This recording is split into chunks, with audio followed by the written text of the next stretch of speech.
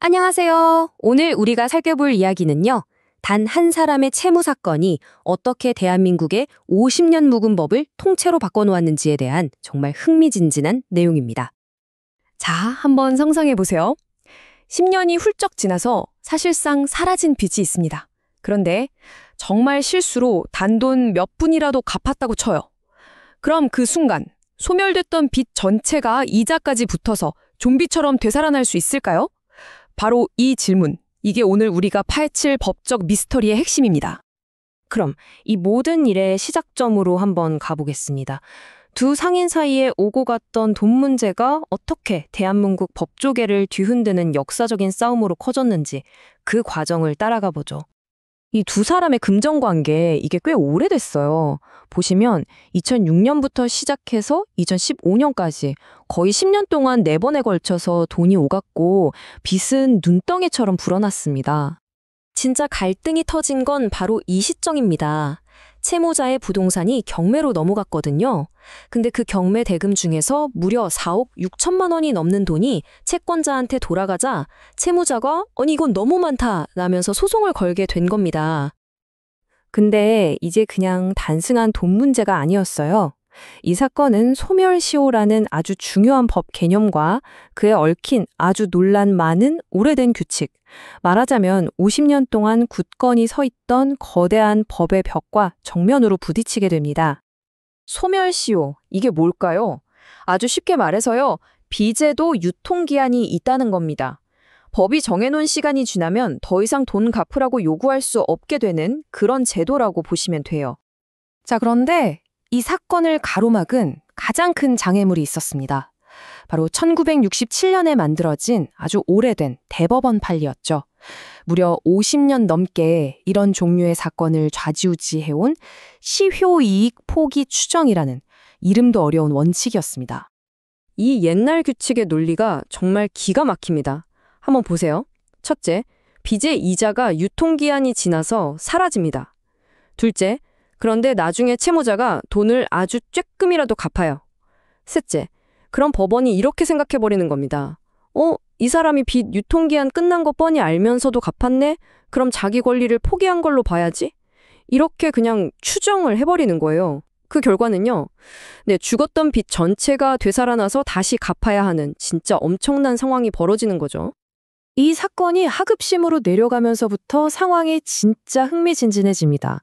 왜냐하면 두 개의 다른 법원이 이 중요한 법 문제에 대해서 완전히 180도 다른 해석을 내놨기 때문이에요. 자, 보세요. 1심 법원은 채무자 편을 들었습니다. 옛날 대출이자는 이미 시효 지나서 사라졌고 채권자가 돈을 너무 많이 받아갔다고 판단했어요. 그런데 항소심, 그러니까 2심 법원은 판결을 완전히 뒤집습니다. 그 오래된 1967년 판례를 근거로 채무자가 돈 일부 갚았으니까 사라졌던 이자 빚이 다시 살아난 게 맞다. 채권자 주장이 옳다. 이렇게 본 거죠. 이렇게 1심과 2심의 판결이 완전히 엇갈리니까 이 사건은 마침내 최종 목적지인 대법원으로 가게 됩니다. 그리고 대법원은 50년 동안이나 유지됐던 이 낡은 법의 논리를 처음부터 다시 검토하기 시작합니다.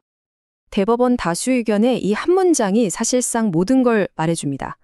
채무자가 소멸시효 같은 복잡한 법제도를 속속들이 알고 있을 거라고 가정하는 건 우리 일반적인 경험과 맞지 않을 뿐만 아니라 오히려 그 반대다. 이건 기존 판례에 대한 굉장히 강력한 일침이죠. 대법원이 이 낡은 규칙을 왜 폐기했는지 그 이유를 4가지로 딱 정리해줬습니다. 첫째, 상식이 안 맞는다는 거예요. 솔직히 우리 중에 자기 빚 유통기한이 정확히 언제 끝나는지 아는 사람이 몇이나 있겠어요. 둘째, 빚이 있다는 걸 인정하는 행동이랑 내 법적 권리를 포기하는 행동은 전혀 다른 건데 이걸 똑같이 맞다는 거죠. 셋째, 권리를 포기한다는 건 엄청나게 중요한 일이라서 아주 엄격하게 판단해야지 쉽게 그랬을 것이다 라고 추정하면 안 된다는 법원 측에도 어긋난다고 봤습니다. 마지막으로 이걸 그냥 두면 악덕추심 업체들이 죽은 빚을 살려내는데 악용할 소지가 너무 크다는 정책적인 판단도 있었고요. 그래서 결론은 이겁니다. 50년 동안 대한민국 법원을 지배했던 시효이익 포기 추정이라는 원칙은 이 판결로 역사 속으로 사라졌습니다. 정말 법의 역사가 바뀌는 순간이었어요. 하지만 여기서 이야기가 끝나면 재미없죠. 모든 대법관이 여기에 동의한 건 아니었습니다. 소수 의견도 있었거든요. 이분들은 왜 법적 안정성이라는 가치를 내세우면서 기존 판례를 지켜야 한다고 주장했는지 그 반대 논리도 한번 들어보시죠. 소수의 의견의 걱정이 바로 이 문장에 다 담겨 있습니다. 오랫동안 확립된 판례를 바꾸는 건 법적 안정성을 해칠 위험이 있다. 그냥 새로운 견해가 좀 더 합리적으로 보인다는 이유만으로 바꾸는 건 바람직하지 않다. 소수의 의견의 주장을 좀 더 풀어보면 이렇습니다. 첫째, 이 사건은 그냥 하급심이 규칙을 잘못 적용한 거지 규칙 자체에 문제가 있는 건 아니다. 둘째, 판례라는 건 정말 이 사건의 결론을 위해서 꼭 필요할 때만 아주 신중하게 바꿔야 한다. 셋째, 기존 규칙이 채권자와 채무자 사이의 이익을 나름 공정하게 맞춰주고 있었다. 그리고 마지막으로 사람들이 꼭 돈 문제뿐만 아니라 어떤 의무감이나 체면, 평판 같은 이유로 오래된 빚을 갚을 수도 있는 거 아니냐? 이런 지적들을 했습니다. 자, 그럼 이 역사적인 판결이 지금을 살아가는 우리, 특히 채무자나 채권자들에게는 대체 어떤 의미가 있는 걸까요? 이게 제일 중요하겠죠. 가장 크고 실질적인 변화는 바로 이겁니다. 입증 책임의 주체가 완전히 뒤바뀌었어요. 예전에는 저는 제 권리를 정말 몰랐어요. 라고 채무자가 스스로 증명해야만 했습니다. 하지만 이제는 반대로 채권자가 아니 당신은 권리가 있다는 걸 알면서도 일부러 포기한 게 맞지 않습니까? 이걸 증명해야 합니다. 이건 정말 하늘과 땅 차이입니다. 그러니까 오늘 이야기의 가장 중요한 한 문장 요약은 바로 이것입니다. 이제는 오래돼서 유통기한이 끝난 빚에 대해서 돈을 일부 갚았다고 해서 그 빚 전체가 자동으로 부활하지는 않는다는 겁니다. 50년 만에 게임의 룰이 바뀌었습니다. 이제 우리에게 남은 질문은 이것이겠죠. 과연 이 새로운 규칙에 맞춰서 오래된 채권 추심 관행들도 함께 바뀔 수 있을까요? 한 번쯤 깊이 생각해 볼 문제입니다.